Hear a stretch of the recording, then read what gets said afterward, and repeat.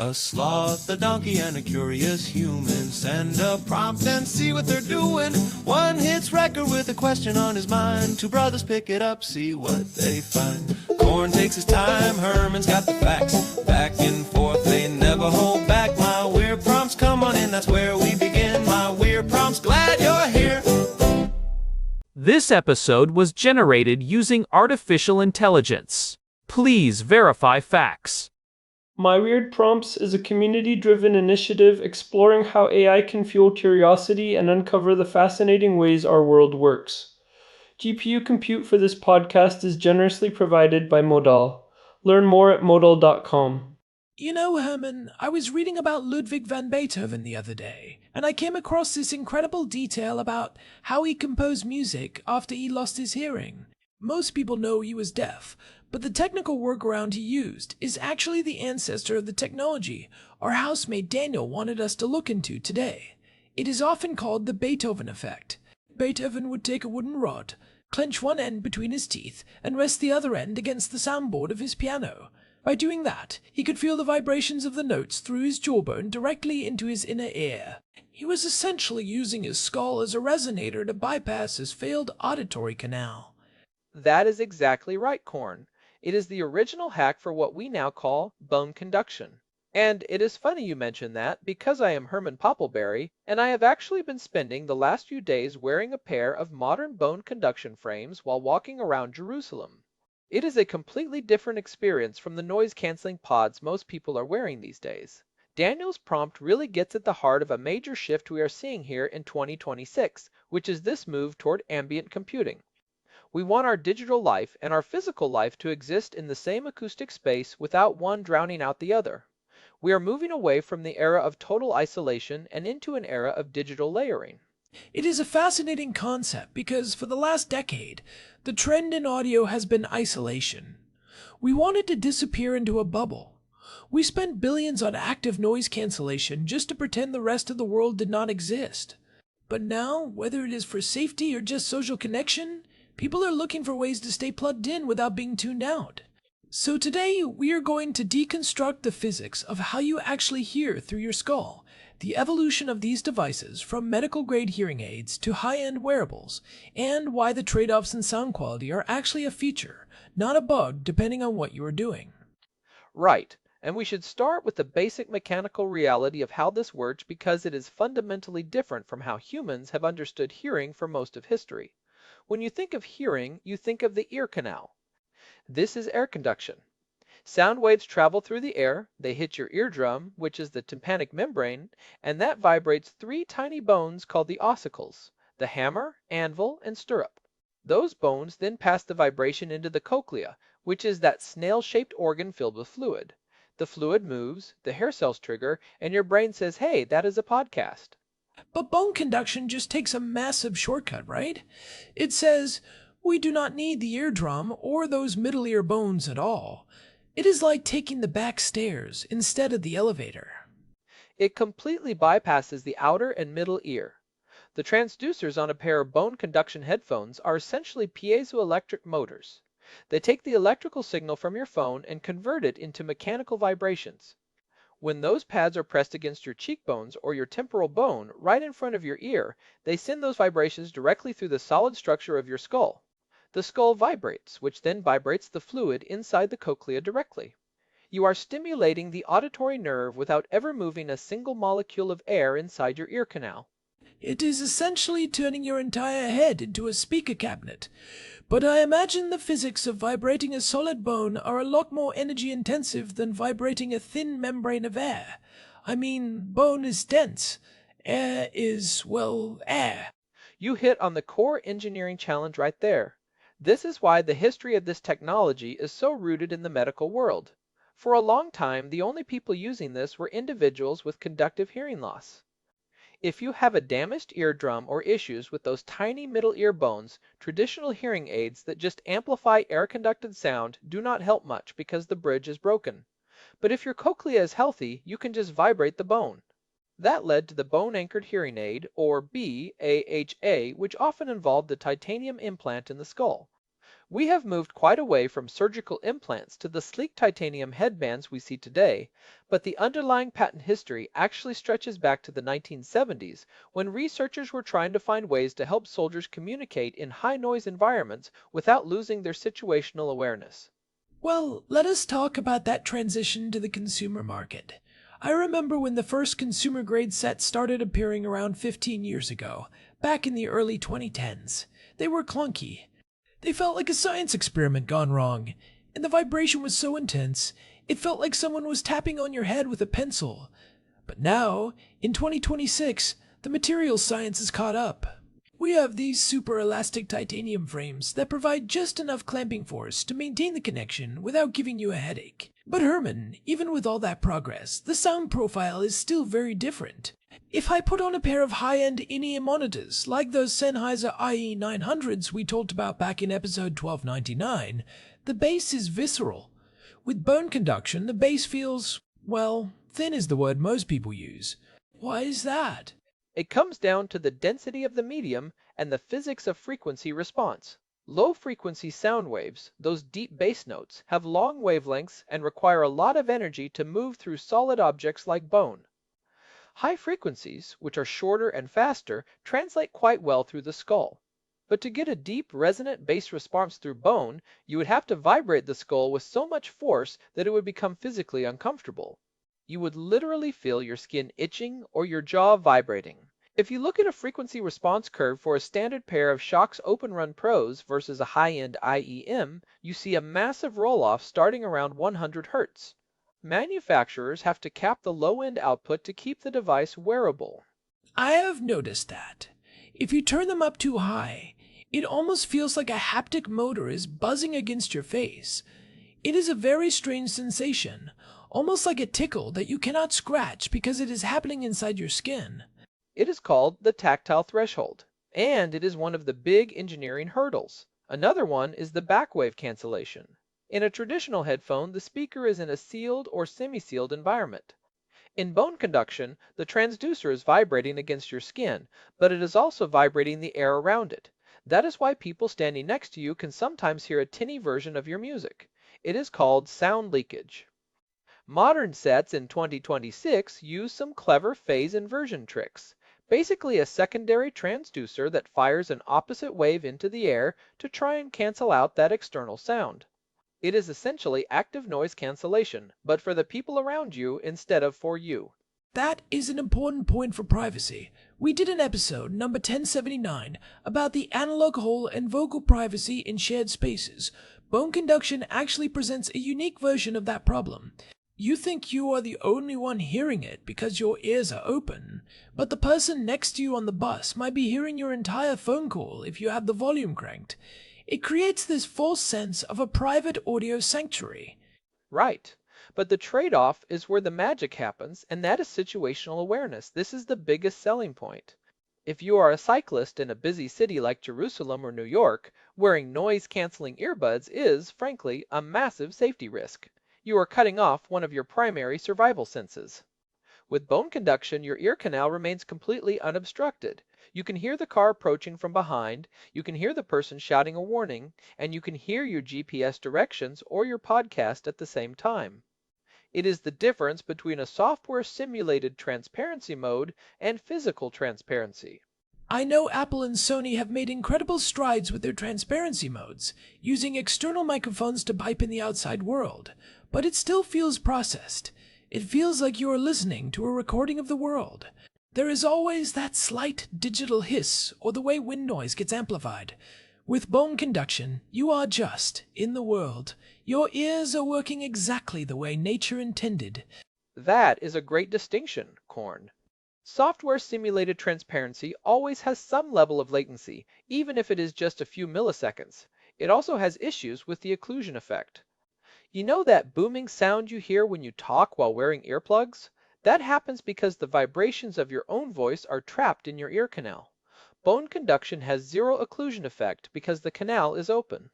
I think this is why we have seen such a massive adoption in the athletic community. For runners, the ability to hear their own footsteps and their breathing while still having a soundtrack is a performance benefit. It helps with pacing and proprioception.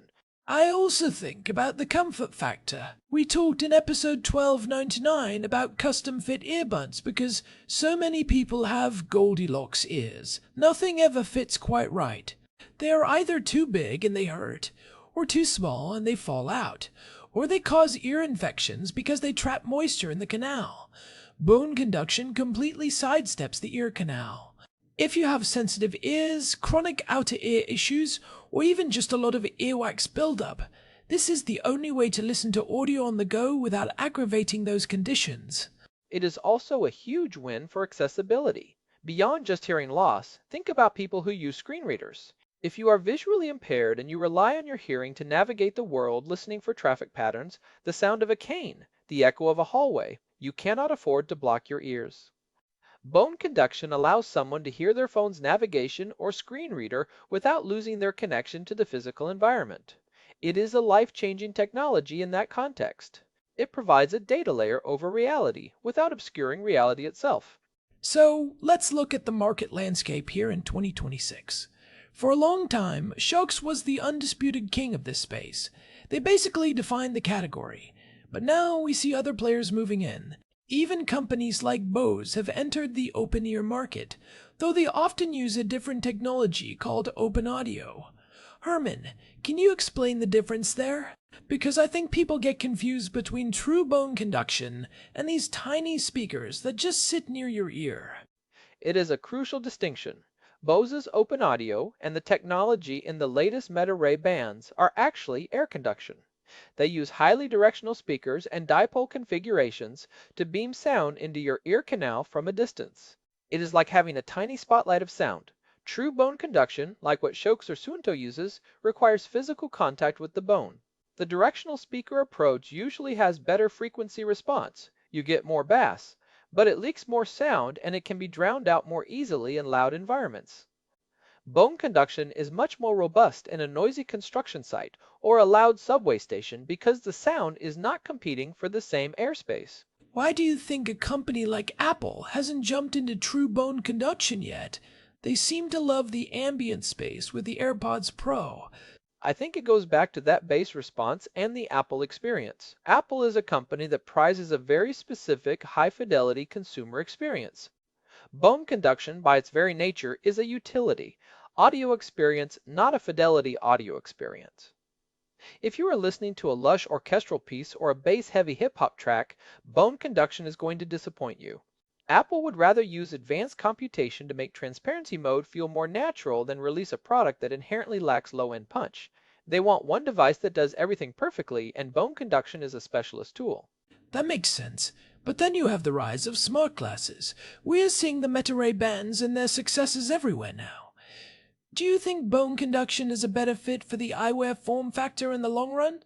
It is a bit of a tug of war. Directional speakers are easier to engineer for a wide range of head shapes because you do not need that consistent, firm clamping force against the bone. Bone conduction requires a good seal against the skin to transfer energy efficiently. If your glasses are a bit loose, the audio quality drops off a cliff. However, bone conduction is much better for privacy in the glasses form factor. If you are using an AI assistant to read out private messages, you do not want the person sitting next to you to hear even a whisper of it. Bone conduction keeps that vibration much more localized to your own skull. That is a really interesting point. It is almost like bone conduction provides a private channel that is decoupled from the ambient noise floor. I have actually tried wearing earplugs while using bone conduction headphones in a really noisy environment, like a flight.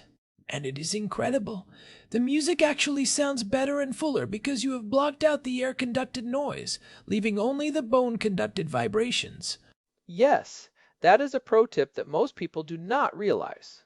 When you plug your ears, you are eliminating the ambient noise and also changing the acoustic impedance of your ear canal. It actually boosts the perceived bass response of the bone conduction. It is the one time bone conduction can actually sound somewhat high fidelity. It is a bit of a paradox, though, using open-ear headphones and then plugging your ears. But for travelers who want to hear their movie without the roar of the jet engines, it is a great hack. It really highlights that this is a tool for the job situation. You do not use a hammer to turn a screw. If I am sitting in my living room wanting to appreciate a new album, I am reaching for my over-ear, open-back headphones. But if I am walking the dog or heading to the grocery store where I need to interact with people, the bone conduction set is what I grab. It is about reducing the friction of switching between the digital and physical worlds. And I think we need to address a major safety misconception. Some people think that because it bypasses the eardrum, you cannot damage your hearing. That is a dangerous myth. The damage from loud music usually happens in the cochlea, specifically those tiny hair cells I mentioned earlier. Whether the vibration gets to the cochlea through the air in your eardrum or through your skull, if it is too loud, it will cause permanent damage. You still have to be mindful of the decibel levels. Just because your eardrums are not vibrating doesn't mean your auditory nerve isn't being hammered. That is a vital point. It is not a get out of hearing loss free card. You are still stimulating the same delicate neural machinery. You just took a different road to get there. We have to be careful not to treat these as safe headphones in a way that encourages us to crank the volume to dangerous levels just to overcome the lack of bass. Right. And speaking of the road, I want to talk about where this is going in the next few years. We are already seeing research into integrated bone conduction in helmets. Imagine a motorcycle helmet or a construction hard hat where the audio is built directly into the structure. You do not have to fumble with earbuds under a tight helmet, which is always uncomfortable and can actually be dangerous if they shift. The helmet itself becomes the transducer. That seems like a no-brainer for industrial safety. Being able to communicate with a team on a loud job site while still having your ears open for environmental cues or warnings. It is much better than the current solution of wearing bulky muffs over earbuds.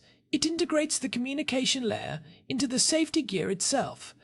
And then there is the invisible wearable trend.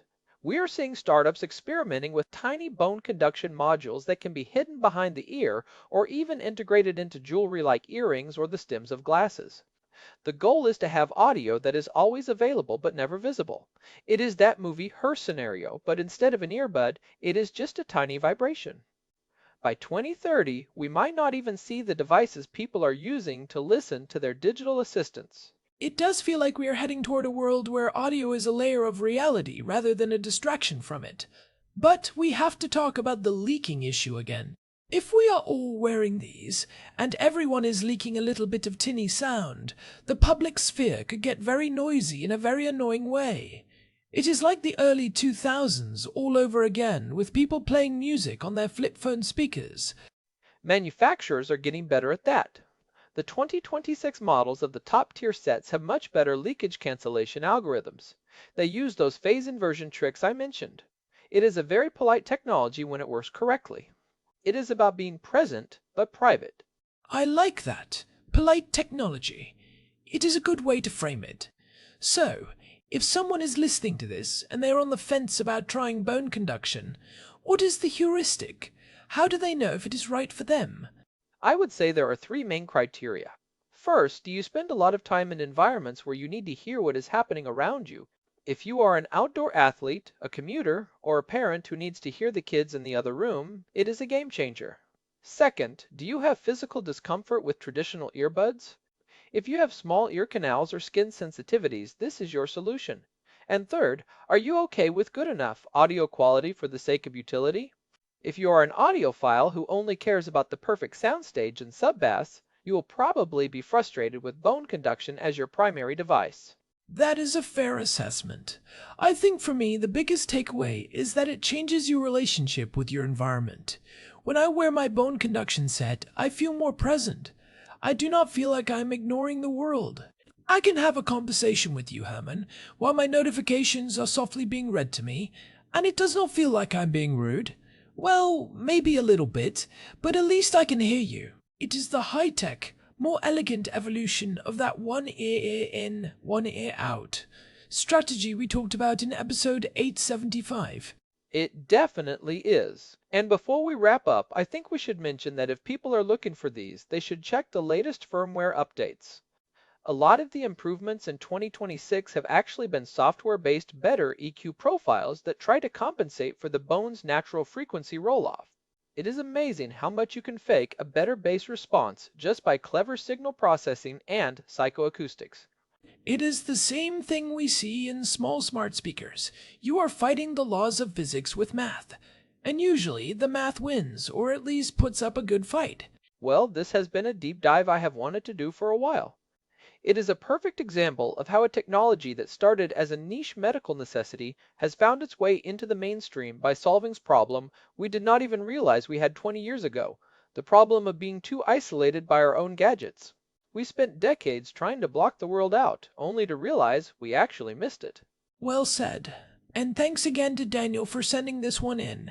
It is always interesting to look at the gear we use every day and realize there is this incredible history of composers, with wooden rods and piezoelectric physics behind it. It makes you appreciate the engineering every time you clip them on. It makes the world a bit more interesting, doesn't it? If you have been enjoying these deep dives, we would really appreciate it if you could leave a review on your podcast app or on Spotify. It genuinely helps the show reach more people who are curious about these weird corners of tech and life. We are trying to hit our goal of 5,000 reviews by the end of the year, so every bit helps. Yeah, it really does. And you can find all our past episodes, including those ones we mentioned about earbud fit and situational awareness, at myweirdprompts.com. We have an RSS feed there if you want to subscribe directly. And we are also on Telegram. Just search for My Weird Prompts to get a ping every time we drop a new one. We have over 1,300 episodes in the archive now, so if there is a topic you are curious about, there is a good chance we have poked at it at some point. Head over to the website and use the search bar. We have everything from the history of synthetic fabrics to the physics of espresso. All right, I think that covers the skull vibrating world of bone conduction. I am Corn Poppleberry. And I am Herman Poppleberry. Thanks for listening to My Weird Prompts. We will catch you in the next one. Stay curious. And stay aware of your surroundings. Especially if you are on a bike. See ya. This episode was generated using Gemini Flash 3. Text-to-speech engine was Chatterbox. Thanks for listening to our show, My Weird Prompts, where our thoughts go from slow takes to